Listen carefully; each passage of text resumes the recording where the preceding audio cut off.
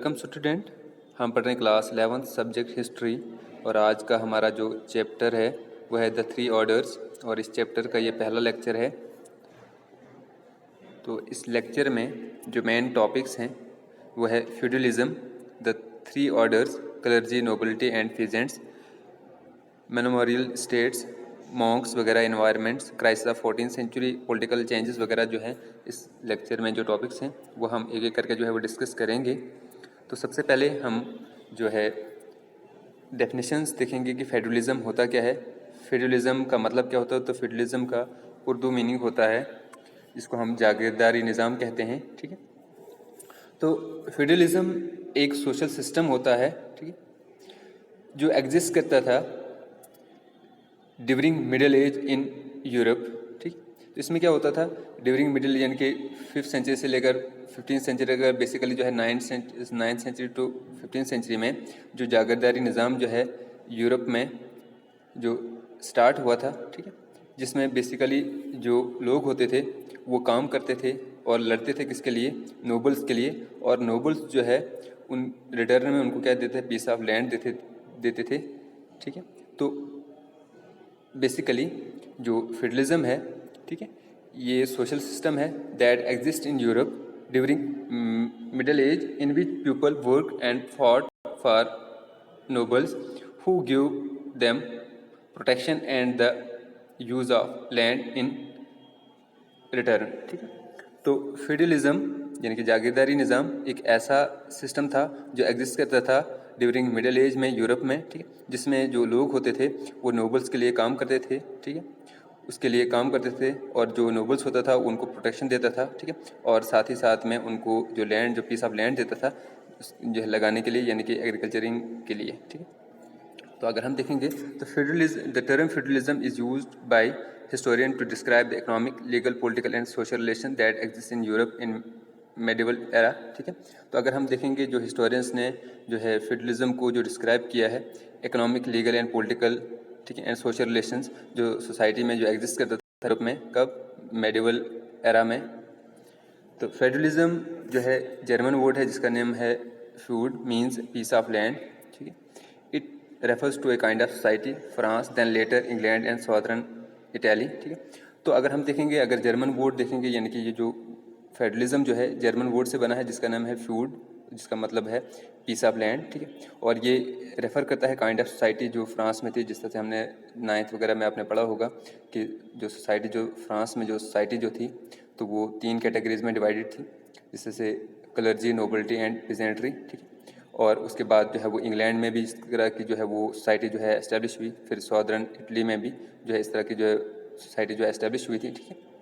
In economic sense, it refers to kind of agricultural production which is based on relation between lords and peasants.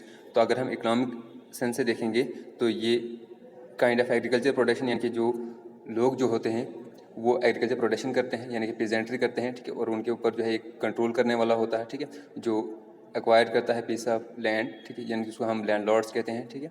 और उसके लिए जो लोग होते हैं जो एग्रीकल्चर प्रोडक्शन करते हैं, ठीक है, तो उसको क्या कहते हैं, पीजेंट्री कहते हैं, ठीक है। तो फ्यूडलिज्म बेसिकली एक जागीरदारा निज़ाम जो था जो एस्टेब्लिश हुआ था मेडिवल एरा में यूरोप में, ठीक है, जिसमें जो सोसाइटी जो थी बेसिकली जो है डिवाइडेड की गई थी इन 3 कैटेगरीज में और इसी को हम 3 ऑर्डर्स कहते हैं, ठीक है। जिस तरह से हमने देखा मेसोपोटामिया में हमने पढ़ा कि जो सोसाइटी जो है उसमें सबसे पहले जो है वो हंटर्स थे, फिर गैदरर्स थे, ठीक है, फिर जो है एग्रीकल्चर प्रोड्यूसर्स आए यानी कि पेजेंट्री में जो है वो लोग कन्वर्ट हो गए, ठीक है। तो इस तरह से सोसाइटी जो है ग्रुप ऑफ पीपल से बनती है, ठीक है। तो इस सोसाइटी में जो है डिफरेंट सेक्शंस के लोग रहते हैं, ठीक है, जिसमें कुछ काम करते हैं, ठीक है, कुछ काम करवाते हैं, ठीक है। तो इस तरह से सोसाइटी जो है फिर डिवाइड हो जाती है, ठीक है।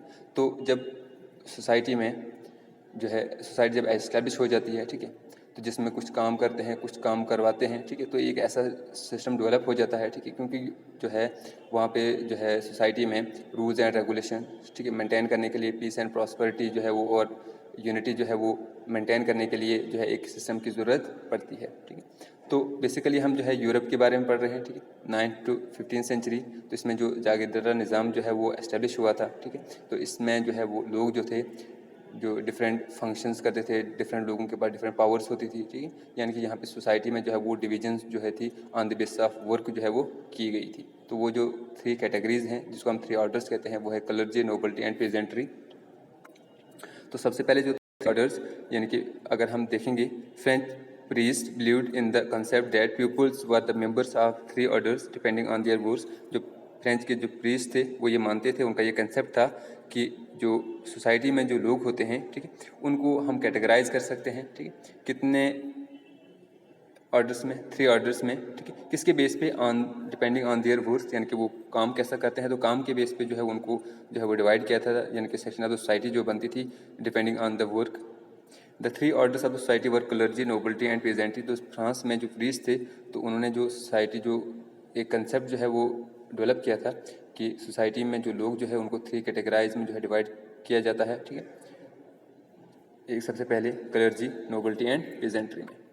तो फर्स्ट ऑर्डर जो क्लर्जी जो है या फर्स्ट सेक्शन ऑफ सोसाइटी हम कहेंगे, Catholic church had its own lands give it to by rulers and could live tax. जो कैथोलिक चर्च होते थे यानी कि जो रिलीजियस हेड होते थे, ठीक है, उनके अपनी ज़मीन होती थी और own lands given it to by rulers, और उनको जो ज़मीन जो दी जाती थी वो रूलर्स के द्वारा दी जाती थी और उसके ऊपर जो है वो डिफरेंट टैक्सेस जो है वो इम्पोज करते थे, क्योंकि वो लोगों से जो है वो पीजेंट से जो है वो उसके ऊपर जो है एग्रीकल्चरिंग कराते थे, फार्मिंग वगैरह कराते थे, ठीक है, और उसके ऊपर जो है वो टैक्स वगैरह इम्पोज करते थे और उस टैक्स को जो हम थीसिस कहते थे। The Christians in Europe were guided by bishop and clerics who constitute the first order. और जो यूरोप में जो क्रिश्चियन जो थे वो गाइड्स करते थे bishops and clerics who constituted the first order, यानी कि वो पहले कैटेगरीज में आते थे, यानी कि क्रिश्चियन चर्च वगैरह के जो लोग जो थे वो पहले जो है वो क्लर्जी यानी कि क्लर्जी में आते थे, यानी कि वो फर्स्ट सेक्शन में आते थे। Most of the village had their own church where the people assembled on Sunday together to listen to the priest and to pray together। यानी कि यूरोप में एक रवाज होता था, ठीक है, कि संडे के दिन सारे जो है वो लोग जो है गाँव में जो है इकट्ठे होते थे कि हर एक विलेज में जो है अपना एक चर्च होता था, तो वहाँ पे लोग जो है संडे के दिन सारे जो है वो इकट्ठे होते थे। एक तो वो जो प्रीस्ट होता था, जो पुजारी होता था, ठीक है, उसकी जो है बातों को सुनते थे और इकट्ठे जो है वो क्या करते थे, प्रे करते थे, यानी कि दुआ वगैरह जो है वो इबादत वगैरह जो है इकट्ठे करते थे।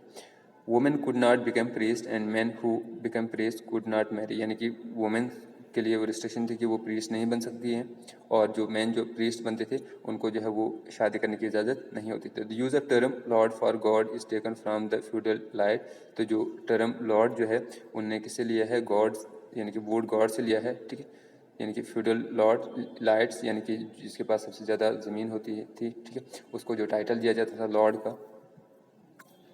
तो सेकंड ऑर्डर जो था वो नोबल्टी था, यानी कि सेकंड कैटेगरी जो थी सोसाइटी की वो नोबल्टी थी। Priest place themselves in first order and nobles in the second. तो प्रीस्ट जो होते थे वो अपने आप को फर्स्ट ऑर्डर पे यानी कि फर्स्ट जो है वो कैटेगरी में रखते थे, और जो नोबल्स होते थे उनको सेकंड कैटेगरीज में जो है वो रखते थे। The big landlords the nobles were the vessels of the king, यानी कि big landlords and the noble जो होते थे वो खिदमतगार होते थे, वेसल्स यानी कि खिदमतगार होते थे किसके, किंग की। And peasants were the vessels of the landlord, और जो पीजेंट्स होते थे वो किसके खिदमतगार होते थे, लैंडलॉर्ड्स के। The nobles was the nobles was the Lord of the people who settle in his land, यानी कि नोबल जो होते थे वो किनके लॉर्ड होते थे, लोगों के, जो उनको अपनी ज़मीन वगैरह में सेटल करवाते थे, ठीक है, यानी कि उनको एग्रीकल्चर लैंड वगैरह जो है एग्रीकल्चर के लैंड देते थे, ठीक है। तो बिग लैंडलॉर्ड्स एंड नोबल्स जो खिदमतगार होते थे किंग के, और पीजेंट जो होते थे लैंडलॉर्ड्स के होते थे, ठीक है, और नोबल्स जो होते थे वो लॉर्ड्स होते थे किसके, लोगों के, क्योंकि वो उनकी ज़मीन को लगाते थे, उनकी ज़मीन में जो है वो अपने सेटलमेंट करते थे। Nobles host was called as the manor, यानी कि जो नोबल्स के जो होस्ट थे उनको मैनोर्स कहा जाता था। इस private land was cultivated by peasants, और उसकी जो प्राइवेट लैंड होती थी उसके ऊपर जो कल्टिवेशन करते थे वो पीजेंट्स करते थे। और जो थर्ड ऑर्डर जो था यानी कि थर्ड जो कैटेगरी जो सोसाइटी की थी मेडिवल यूरोप में वो पीजेंट्स की थी। Cultivators were of two kinds, यानी कि कल्टिवेटर जो होते थे जो ज़मीन जो है लगाते थे लैंडलॉर्ड्स की, तो वो 2 किस्म के होते थे, free peasants and serfs. Free peasants who held their farms as tenants of the lord, यानी कि जो फ्री पेजेंट्स होते थे वो जो ज़मीन जो लेते थे एज ए टेनियंट्स होते थे, यानी कि काश्तकार होते थे लॉर्ड्स के, नोबल्स के। The man had to render military service, यानी कि उनको क्या मिलिट्री सर्विस देनी पड़ती थी, किसको, यानी कि लैंडलॉर्ड्स को। एटलीस्ट 40 डेज एवरी ईयर, यानी कि 40 दिन जो है उनको मिलिट्री सर्विस जो है फ्री ऑफ कॉस्ट देनी होती थी, यानी कि जो टेनियर्स होती यानी कि जो काश्तकार होते थे लैंडलॉर्ड्स के, तो उनको साल में जो है वो 40 दिन जो है वो फ्री देने पड़ते थे without any wages. The peasants would be required to do any unpaid labor service like digging ditches, gathering firewood, building fences and repairing roads and buildings. यानी कि जो peasants होते थे, यानी कि जो tenants जो लैंडलॉर्ड्स की ज़मीन के ऊपर जो है वो एग्रीकल्चरिंग करते थे, तो उनको जो है वो क्या काम करने होते थे, उनको या तो डिगिंग डैचेस, ठीक है, खड्डे वगैरह खोदने होते थे, या तो गैदरिंग फायरवुड जो है वो लकड़ी जो है आग जलाने के लिए जो है वो फ्री ऑफ कॉस्ट में जो है वो इकट्ठी करनी होती थी, बिल्डिंग्स फेंसेस बिल्डिंग बनानी होती थी या फेंसिंग करनी होती थी, ठीक है, रिपेयरिंग रोड्स वगैरह या बिल्डिंग वगैरह जो है उनको अनपेड, इनको उसमें कोई भी पैसा उनको नहीं मिलता, ये उनको फ्री ऑफ कॉस्ट जो है वो रेंडर जो है सर्विस करनी पड़ती थी. There was one tax direct tax called tailed that king sometime impose on peasants, और एक जो है एक तो टैक्स जो चर्च वाले जो है पेजेंट्स के ऊपर टैक्स लगाते थे उसको तीथिस कहते थे, और एक डायरेक्ट टैक्स जो है जिसको टेल कहते थे वो किंग जो है डायरेक्टली जो है पेजेंट्स के ऊपर इम्पोज करता था, और थर्ड टैक्स जो होता था वो लैंडलॉर्ड्स का होता था एज ए लैंड रेवेन्यू. तो जो बेसिकली जो पेजेंट्स होते थे ये मेजॉरिटी ऑफ द सोसाइटी होती थी, यानी कि 90% जो कैटेगरी होती थी, यानी कि 90% जो पॉपुलेशन जो थी वो किसकी होती थी, पेजेंट्री की होती थी, और 10% जो पॉपुलेशन जो थी वो क्लर्जी एंड नोबल्टी की होती थी, ठीक है. तो इसमें जो देखा जाएगा अगर जो लाइफ देखी जाएगी तो सबसे जो कंफर्टेबल लाइफ और लग्जरियस लाइफ जो थे वो एंजॉय करते थे जो है क्लर्जी एंड नोबल्टी, और जो लाइफ ऑफ हार्डशिप जो थे गुजारते थे वो पेजेंट्री गुजारते थे, ठीक है. तो ये आज का हमारा टॉपिक था, ठीक है. तो इसमें हमने थोड़ा इंट्रोडक्टरी पार्ट और जो 3 ऑर्डर्स क्या थे, ठीक है. तो 3 ऑर्डर्स में जो है सोसाइटी को डिवाइड किया गया था 3 कैटेगरीज में, ठीक है. एक क्लर्जी, नोबल्टी एंड पेजेंट्री, ठीक है.